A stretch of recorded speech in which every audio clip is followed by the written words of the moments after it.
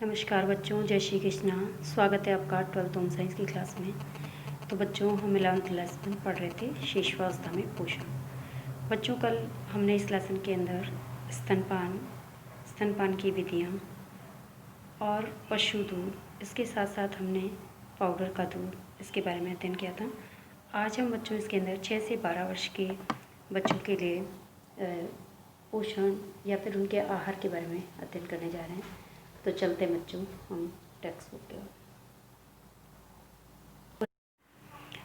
देखिए बच्चों, हम यहाँ पर विभिन्न आयु वर्ग के बच्चों के लिए दूध में पानी का अनुपात कितना मिलाना चाहिए, कितना पानी का अनुपात दूध में होना चाहिए, विभिन्न आयु वर्ग के बच्चों के लिए इसके बारे में अध्ययन करने जा रहे हैं। तो देखिए बच्चों, यहाँ पर आयु वर्ग दिया गया है सारणी में और इधर यहाँ पर दूध और पानी का अनुपात दे रखा है ना। अब देखिए 0 से 15 दिन का यदि बच्चा है ना, यानी कि जन्म के बाद 15 दिन तक जब हम बच्चे को दूध देते हैं तो वो दूध तो माता का दूध ही होता है वैसे तो, है ना। और उसके अंदर यदि वो किसी कारणवश फीडिंग नहीं कर पाता बच्चा या फिर माँ का दूध उसे नहीं मिलता है तो दिन में दूध देंगे उसको, तो दूध का भाग रहेगा 1 भाग दूध और 1 भाग पानी, यानी बराबर दोनों मात्रा में मिलाकर बच्चे को देंगे। ठीक है। यदि 2 से 6 सप्ताह के बीच में बच्चे की आयु है तो इसके अंदर 2 भाग दूध मिलाएंगे और 1 भाग पानी मिलाएंगे। ठीक है। और यदि हम देखें कि 11/2 यानी कि बच्चा जो है 2 महीने का है, 2 से 3 महीने का यदि है, 2 से 3 महीने का बच्चा है तो इसके अंदर हम 3 भाग दूध मिलाएंगे, 1/4 जो पानी मिलाएंगे। समझ में आ गया। और यदि 3 महीने से अधिक आयु का बच्चा है तो उसके लिए हम बिना पानी वाला दूध भी उसको दे सकते हैं, है ना। तो यहाँ पर इस सारणी के अंदर विभिन्न आयु वर्ग के लिए दूध के अंदर पानी का अनुपात क्या रहेगा इसके बारे में अध्ययन दिया है, हमें बताया है, तो हमने इसके बारे में जाना। चलते हैं आगे। देखिए बच्चों, 6 से 12 महीने के शिशु के आहार की व्यवस्था यहाँ पर बताई गई है। अब देखो, शुरू के 4 से 6 महीने में तो उसको माता का दूध ही दिया जाता है, वही उसके लिए सर्वोत्तम रहता है क्योंकि उसी के अंदर सारे पोषक तत्व उसको मिल जाते हैं, है ना, और सारे पोषक तत्वों की पूर्ति हो जाती है माँ के दूध से।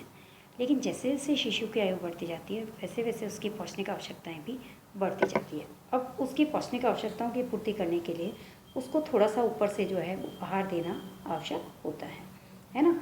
तो चलते हैं बच्चों आगे कि किस प्रकार का आहार उसको हमें देना चाहिए।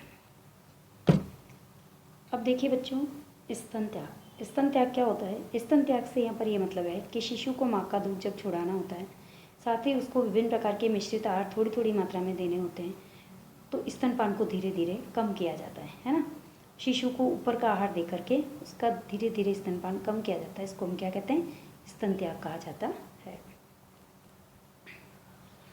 अब देखिए बच्चों, शिशु की वृद्धि और विकास की दर को बनाए रखने के लिए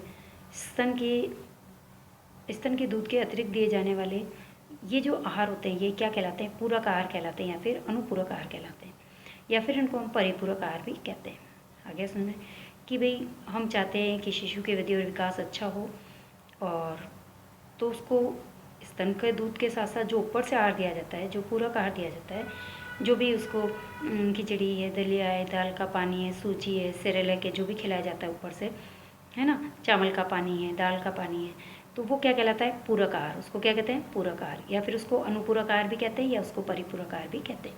प्रश्न आता है कि पूरक आहार किसे कहते हैं, या अनुपूरक आहार किसे कहते हैं, या परिपूरक आहार किसे कहते हैं। बहुत ही इंपॉर्टेंट प्रश्न बनता है इस पर, तो आप इस पर ध्यान दें।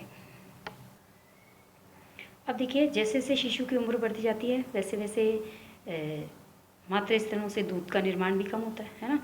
अब जैसे जैसे बच्चा बढ़ता जाएगा तो पेट तो उसका नहीं भरेगा पूरा माँ के दूध से ही, तो इस कारण से माँ के स्तनपान का समय अंतराल भी थोड़ा बढ़ा दिया जाता है ना। हाँ, और बढ़ाने के साथ साथ उसको ऊपर का आहार भी दिया जाता है ना। और धीरे धीरे अंतराल को बढ़ाते हुए प्रतिदिन कराए जाने वाले स्तनपान की संख्या धीरे धीरे कम कर देते हैं। जैसे दिन में 5 बार पिला रहे हैं तो फिर 4 बार पिलाएंगे, एक टाइम उसको पूरक आहार देंगे या अनुपूरक आहार देंगे ऊपर से, है ना। फिर धीरे धीरे 2 टाइम पूरक आहार देंगे, धीरे धीरे 3 टाइम जो है स्तनपान की संख्या कर देंगे, है ना। इस प्रकार से धीरे धीरे जो है वो स्तनपान की संख्या धीरे धीरे कम करते जाएंगे जैसे इससे बच्चा बड़ा होता जाएगा।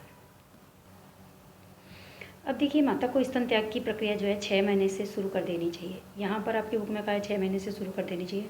वैसे हमारा ये कहना है कि 1.5 साल तक बच्चे को जो है माँ का दूध पिलाना चाहिए, ये है कि हम कह सकते हैं कि स्तनपान की संख्या भले ही हम धीरे धीरे कम कर सकते हैं, लेकिन 1.5 साल तक बच्चे को दूध माँ का देना चाहिए, ताकि उसकी रोग प्रतिरोधक क्षमता बनी रहे, और रोगों से लड़ने की जब क्षमता उसमें बनी रहेगी तो वो बीमार भी नहीं होगा और स्वस्थ भी रहेगा, उसका डेवलपमेंट भी अच्छा होगा। लेकिन आपकी बुक में ये कहा है कि माता के स्तन के त्याग की प्रक्रिया 6 महीने से शुरू कर देनी चाहिए, तथा ये प्रक्रिया बहुत ही धीमी गति से होनी चाहिए। ठीक है, और यह भी एक प्रकार की कला है कि जिससे माता को काफ़ी मेहनत करनी पड़ती है। यदि शिशु को एकदम से स्तनपान कराना बंद कर दिया जाए तो शिशु चिड़चिड़ा हो जाएगा, बिल्कुल सही है। यदि एकदम से उसको बंद कर देंगे तो शिशु चिड़चिड़ा हो जाएगा, है ना, या फिर माता के स्तनों में पीड़ा भी हो सकती है। स्तनपान छुड़ाने के लिए कई महिलाएं क्या करती है कि स्तनों पर कड़वी जो है वो चीज़ें, जैसे कुनैन की गोली है, नीम का लेप है आदि लगाती हैं। तो इस प्रकार से नहीं लगाना चाहिए। ऐसा करने से शिशु ज़्यादा चिड़चिड़ा हो जाता है और किसी भी प्रकार के दूध या फिर भोजन का सेवन भी वो नहीं करेगा, है ना। वो चिड़चिड़ा हो जाएगा, गुस्सा हो जाएगा, और फिर वो ना तो दूध छोड़ेगा और चिड़चिड़ापन उसे दिन भर बना रहेगा। तो इस प्रकार कहने का मतलब ये है कि पहली बात तो माता का दूध उसे 1.5 साल तक पिलाना चाहिए। 6 महीने के बाद उसे नहीं छुड़ाना चाहिए, 1.5 साल तक उसको पिलाते रहना चाहिए। स्तनपान की संख्या भले धीरे धीरे कम कर देनी चाहिए। अब देखिए पूरक आहार। पूरक आहार क्या होता है बच्चों, कि जैसे जैसे शिशु की वृद्धि और विकास होता है, वैसे वैसे जैसे जैसे शिशु बड़ा होता जाता है, वैसे वैसे उसका माँ के स्तनपान से जो है वो पेट नहीं भरता, है ना, और न ही माँ के स्तन से इतना दूध आता है। तो इसके कारण अब उसको ऊपर से कुछ आहार दिया जाता है, कुछ अर्ध ठोस भोज्य पदार्थ उसे ऊपर से खिलाए जाते हैं, जैसे सूजी की खीर है, दाल है, पतली खिचड़ी है, दलिया है ना, या ठोस जो है वो मुलायम भोज्य पदार्थ जैसे केला मसल कर खिला सकते हैं, आलू उबला हुआ खिला सकते हैं, है ना, मसले हुए दाल चावल उसको खिला सकते हैं, सब्जी बॉयल सब्जी करके उसको खिला सकते हैं ना, चपाती थोड़ी उसको मसल करके दाल में चूर कर खिला सकते हैं, है ना, बिस्किट थोड़ा खिला सकते हैं, थोड़ी मठरी खिला सकते हैं, टोस्ट खिला सकते हैं गीला करके भिगो करके दूध में, है ना, उसको एप्पल क्रश करके खिला सकते हैं, उसको फलों का जूस दे सकते हैं, उसे दाल का पानी दे सकते हैं, चावल का पानी दे सकते हैं, है ना। तो कहने का मतलब ये है, पूरक आहार का मतलब ये है कि जैसे जैसे शिशु की वृद्धि और विकास होता है और वैसे वैसे उसको जो उसका पेट भरता नहीं है, उसको सिर्फ माता के दूध से उसका पेट नहीं भरता, जिसके कारण उसको ऊपर से जो आहार दिया जाता है उसे हम कहते हैं पूरक आहार। और पूरक आहार में हम ये सभी चीज़ें उनको दे सकते हैं। तो चलते हैं आगे। अब देखिए बेटा, जैसे ही बच्चा 1 वर्ष का हो जाता है तो 1 वर्ष का होते होते शिशु को घर में पकाए जाने वाले सभी प्रकार के भोज्य पदार्थ उसको खिलाए जाते हैं साथ साथ बैठा करके। 6 महीने के शिशु को जो है 2-2 घंटे के अंतराल में बारी बारी से जो है स्तनपान और फिर ऊपर से पूरक आहार दिया जाता है। लेकिन 1 साल का होता है तो उसको अपने साथ बिठा कर ही खिला लेते हैं हम, है ना। अब धीरे धीरे समय अंतराल हम बढ़ाते जाते हैं और 12 महीने के शिशु को 3 से 4 घंटों के अंतराल में फिर स्तनपान कराया जाता है, फिर उसको पूरक आहार दिया जाता है ना। 6 महीने का जब बच्चा होता है तो 2 घंटे के अंतराल में स्तनपान कराएंगे और फिर पूरक आहार देंगे, और जैसे 12 महीने का हो जाएगा तो 3 से 4 घंटे के बीच में स्तनपान करा के फिर उसको पूरक आहार दिया जाता है। अब देखिए, शिशुओं को पौष्टिक आवश्यकताओं के अनुसार पूर्ति के लिए सभी प्रकार के भोज्य समूह में से विभिन्न प्रकार के भोज्य पदार्थों को की संतुलित आहार के अनुसार ही हमें देना चाहिए, है ना। उदाहरण के लिए जैसे 6, 9, 12 महीने के शिशु की एक दिन की आहार व्यवस्था जो है हमारे यहाँ पर 13.3 सारणी के अंदर जो है दी गई है, उसे आप देखें, समझने का प्रयास करें। इन आहार तालिकाओं में अपनी सुविधा के अनुसार हम कुछ परिवर्तन भी कर सकते हैं। अब देखिए बच्चों, यहाँ पर ये हमारी पूरक आहार की सूची दे रखी है, यहाँ पर सारणी दे रखी है, जिसके अंदर यहाँ पर विभिन्न आयु वर्ग लिखा है और उनको पूरक आहार कौन कौन सा दिया जा सकता है इसके बारे में हमको जानकारी दी है। देखिए, 5 से 6 महीने का यदि बच्चा है तो उसको ताज़े फल का रस दे सकते हैं, जिसमें संतरे का, मौसमी का रस, ऊपर का दूध पिला सकते हैं, नारियल पानी पिला सकते हैं, टमाटर का जूस पिला सकते हैं, गाजर का रस दे सकते हैं, दाल और चावल का पानी भी उसको दे सकते हैं, यदि 5 से 6 महीने का बच्चा है। यदि 6 से 7 महीने का बच्चा है तो उसको सूजी की पतली खीर बना के दे सकते हैं, दाल सब्जियों का सूप दे सकते हैं, पतली खिचड़ी दे सकते हैं, दलिया दे सकते हैं, दही दे सकते हैं, मसला हुआ उबला हुआ आलू दे सकते हैं, केला दे सकते हैं, पपीता दे सकते हैं, है ना, पका हुआ बाजार में उपलब्ध डिब्बाबंद पूरक आहार भी हम दे सकते हैं, सेरेलैक वगैरह, ठीक है। इसी प्रकार से 7 से 8 माह के बच्चे के लिए दे रखा है घर में पकाए विभिन्न प्रकार के भोज्य पदार्थ, जैसे दाल है, सब्जी है, रायता है, मछली भी मुलायम चपाती है, दाल में भिगो करके चपाती खिला सकते हैं बिना मिर्ची की दाल में, चावल के साथ अंडे की जर्दी खिला सकते हैं, बिस्किट दे सकते हैं, टोस्ट दे सकते हैं, मठरी दे सकते हैं, गाजर दे सकते हैं, सेब, अन्य फल भी उसको दे सकते हैं। यदि 8 से 10 बच्चे का है, 10 महीने का बच्चा है, 8 से 10 महीने का बच्चा है तो उसको भी जो है अगर वो मांसाहारी है तो उसको मुलायम उबला हुआ अंडा दे सकते हैं, मीट का शोरबा दे सकते हैं, सूप दे सकते हैं, ठीक है। यदि वो नॉनवेज खाते हैं, यूज़ करते हैं तो 10 से 12 महीने का बच्चा है तो घर में बनने वाले सभी प्रकार के भोज्य पदार्थ उसको जो है अपने साथ बिठा कर खिला सकते हैं, है ना। इसके साथ साथ उसको पका हुआ मांस, मछली आदि भी दे सकते हैं यदि वो नॉनवेज यूज़ करते हैं तो, है ना। तो इस प्रकार बच्चों हमने इस सारणी के अंदर देखा कि किस प्रकार से विभिन्न आयु वर्ग के लिए जो है आयु वर्ग के जो शिशु है, छोटे बच्चे, उनके लिए किस प्रकार से हम पूरक आहार की व्यवस्था कर सकते हैं, है ना।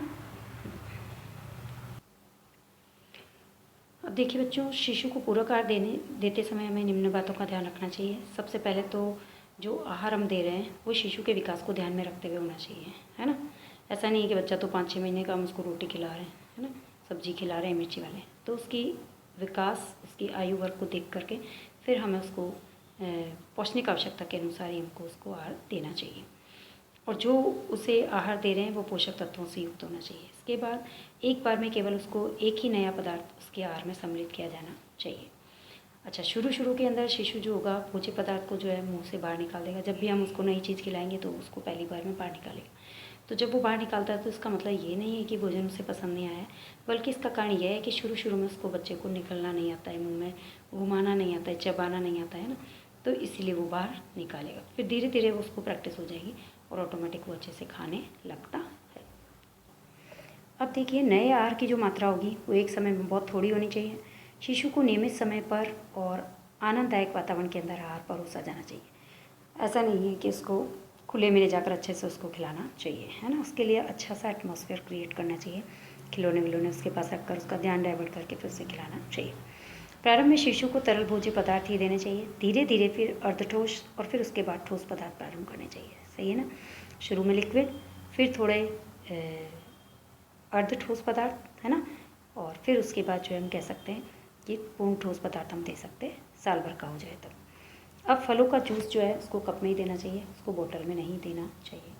इसके साथ साथ शिशु को भोजन सदा हमेशा सादा और ताज़ा भोजन देना चाहिए।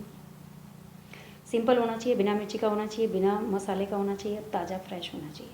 अगर शिशु स्वयं खाने का प्रयास करता है तो चम्मच या रोटी का टुकड़ा उसके हाथ में पकड़ा देना चाहिए, जिससे कि वह स्वयं खाने की प्रैक्टिस करेगा और अच्छे से खा भी पाएगा, उसका पेट भी भरेगा और खुश भी होगा। अब देखिए, शिशु को जो पूरक आहार दिया जा रहा है वो स्तनपान के साथ साथ दिया जाना चाहिए। ऐसा ना हो कि आप पूरक आहार दे रहे हो तो स्तनपान उसको छुड़ा दिया। स्तनपान का टाइम थोड़ा धीरे धीरे कम कर सकते हैं आप, और उसके साथ पूरक आहार को जोड़ सकते हैं ना, कंटिन्यू कर सकते हैं। अब भोज्य पदार्थ का ऊर्जा मूल्य बढ़ाने के लिए पूरक आहार में थोड़ा सा घी या तेल मिला सकते हैं, है ना। हल्का सा उसको घी में चौंक करके फिर हम बना सकते हैं। दाल है, दलिया है, चावल है ना, उसको थोड़ा पौष्टिक बना सकते हैं। इसके साथ साथ शिशु की स्वाद कलिकाएँ बहुत ही अधिक विकसित नहीं होती है ना, तो उसे नित्य प्रतिदिन जो है जितने अधिक से अधिक नए भोज्य पदार्थ खिलाए जाएंगे तो वह बड़ा होकर उतना ही विविधतापूर्वक भोजन ग्रहण कर पाएगा, है ना। तो उसको नए नए पदार्थ, नई नई चीज़ें हमेशा बनाकर हमें खिलानी चाहिए। इसके साथ साथ पूरक आहार में नमक और शर्करा की मात्रा बहुत ही कम रखनी चाहिए। चीनी और नमक इनकी मात्रा बहुत कम रखनी चाहिए, और मीठे व्यंजन भी बहुत अधिक मात्रा में बच्चे को नहीं देने चाहिए, है ना। मीठा बहुत कम खिलाना चाहिए। अब देखिए, शिशु का जो आहार है वो सामान्य तापक्रम का होना चाहिए। ऐसा ना हो कि बहुत ज़्यादा गर्म आप उसे खिला रहे हैं, उसका मुँह जल जाए, और बहुत ज़्यादा ठंडा भी नहीं होना चाहिए, है ना। यदि ऐसा लगे कि शिशु किसी भोज्य पदार्थ में अरुचि दिखा रहा है तो उसे कुछ दिन के लिए उसको बंद कर देना चाहिए। रेगुलर किसी चीज़ को हमें नहीं खिलाना है, रोज़ प्रतिदिन उसे नई नई चीज़ बनाकर हमें खिलानी है, तथा थोड़े ही दिन के बाद उन्हें किसी अन्य व्यंजन के रूप में उसे वापस से हम उसे खिला सकते हैं, है ना। रेगुलर किसी भी चीज़ को नहीं खिलाना है हमें। शिशु का भोजन बहुत ही साफ़ होना चाहिए, स्वच्छ बर्तनों में हमें बनाना चाहिए और साफ़ सफाई से उसको खिलाना चाहिए। इसके साथ साथ शिशु का भोजन जो होगा, आहार आयोजन करते समय आर्थिक स्थिति को भी हमें ध्यान रखना चाहिए। बिल्कुल सही है। इसके साथ साथ देखो, आहार आयोजन करते समय आर्थिक स्थिति को भी ध्यान रखना चाहिए, और शिशु को भोजन उसके अलग से प्लेट, प्याला, उसका कप, है ना, उसका ग्लास अलग होना चाहिए, बच्चे के बर्तन अलग ही होने चाहिए, और बिल्कुल साफ़ अच्छी तरीके से उसको नहीं संक्रमित करके और फिर उसमें खिलाना चाहिए।